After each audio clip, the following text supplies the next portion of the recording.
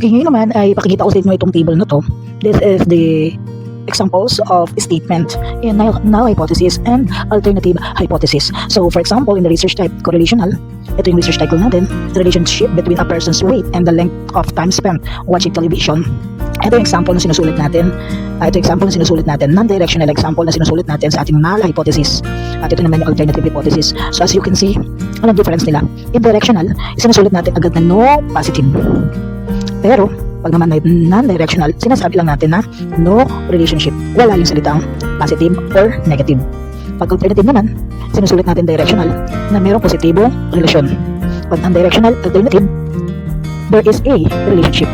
So the common words that you will see in your research paper is usually a non-directional null hypothesis and non-directional alternative.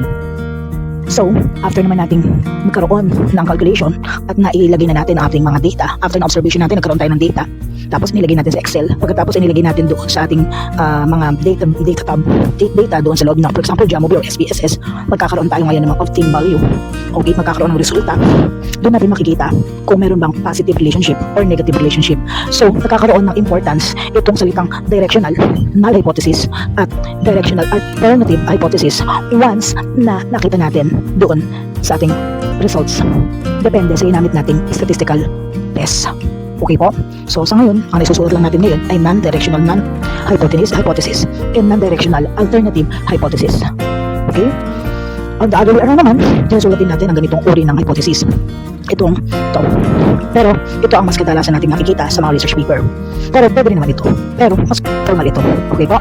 So in experimental and quasi-experimental or exposed factor, ang halimbawa naman nito ay yung group study will not affect the academic performance of high school students. Tama naman ang pagkakasulat ng non-directional. Pero kung susulat natin ito sa isang research paper, we always start with the word there is no. Okay po? At kung susulat naman tayo dito, kailangan mag-start sa there is a relationship. So, kung ang hinahanap natin na tanong ay pagkakaiba lamang, pwede tayo magsimula sa tanong na there is no relationship. There is no significance. Again, there is no significance difference.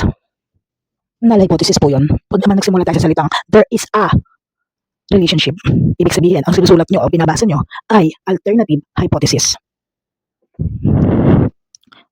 So ano ba yung guidelines kapag tayo ay mag-formulate ng isang hypothesis? Unang-una, ang dapat nating alam yan ay alin ba dito ang ating independent variable? Alin ba dito sa ating research topic or sa ating research